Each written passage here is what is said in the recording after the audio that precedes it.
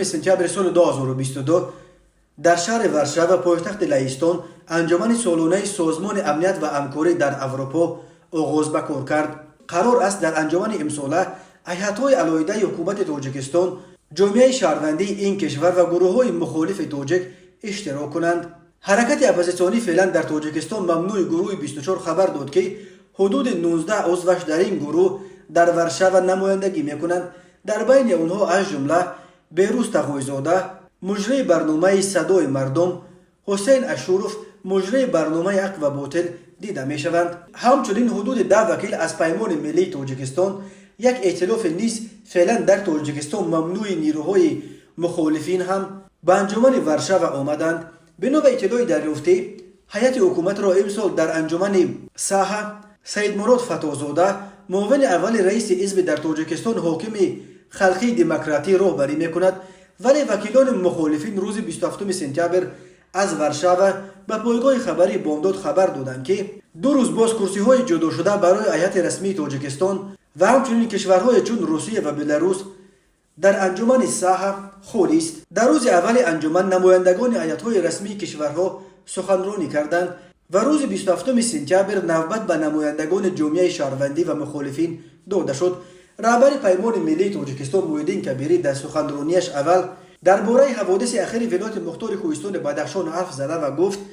مقامات ضمن سرکوب اعتراضهای آسایشته تقریبا 50 ساکن محلی را به هلاکت رسانیدند و صدها تن از فعالان از جمله دست کم 10 ژورنالیست و بلاگر دستگیر شدند و یا رو به فرار آوردند. کبیری همچنین از جامعه بین المللی انتقاد کرد که وقت و نیروی زیادی را خرج مکالمه و همکاری با رژیم‌های اصلاح نشونده کرد و در نتیجه ما اون چیزی را داریم که امروز در روسیه، بلاروس، تاجیکستان و دیگر کشورهای شبیه می‌بینیم. نباید فراموش کرد که حکومت‌های سرکوبگر و دراز عمر علاقه تجربه حاصل کردند که چطور گفتگو با کشورهای دموکراتی را به یک روند طولانی و گفتگو درباره هیچ تبدیل بدهند و در آخر بیشترین فایده را برای تحکیم حکومت خود به دست بیارند و در نتیجه این مکالمه‌های دائمی درباره حقوق بشر، دموکراسی کنونی و جامعه شهروندی نه تنها وضع بهتر نشد بلکه در مثال کشور ما به مراتب بدتر هم شد. نتیجه گیری کرد رهبر اپوزیسیون تاجیک جمشید یاروف از بنیاد بزرگمیر یاروف گفت ادوکاتور همچنین نیاد جامعه شهروندی در تاجیکستان کاملا تارمار شده است و امروز در جمهوری نقش ادوکاتور تنها با مشروعیت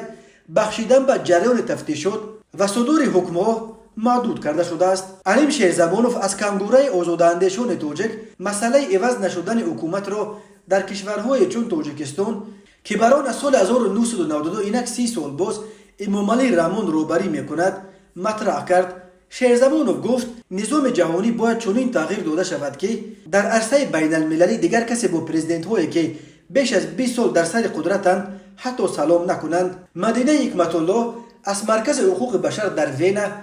در انجمن ساحه از پرونده های الفتخانی محمدشاه